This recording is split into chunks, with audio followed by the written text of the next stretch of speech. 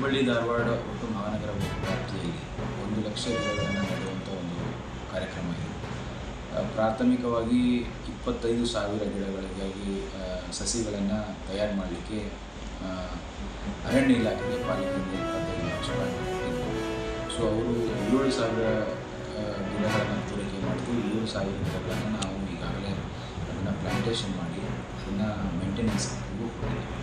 So ಈ ಮಾನ್ಸೂನಲ್ಲಿ ಬಾಕಿ ಇನ್ನೂ 18,000 ಅಂದರೆ 25,000 ಗಿಡಗಳಲ್ಲಿ ಇನ್ನೂ 18,000 ನಾವು ನೆಡಲಿಕ್ಕೆ ನಮ್ಮ ಪಾಲಿಕೆ ಜಾಗ ಎಲ್ಲೆಲ್ಲಿದೆ ಅಲ್ಲಿ ಎಲ್ಲಿ ತಂತಿ ಬೇಲಿ ವ್ಯವಸ್ಥೆ ಇದೆ ಮತ್ತು ನೀರಿನ ವ್ಯವಸ್ಥೆ ಇದೆ ಅನ್ನೋದನ್ನು ನಾವು ಐಡೆಂಟಿಫೈ ಮಾಡಿದ್ದೀವಿ. ಈಗಾಗಲೇ ಪಿಟ್ಸನ್ನ ರೆಡಿ ಮಾಡ್ಕೊಂಡಿದ್ದೀವಿ.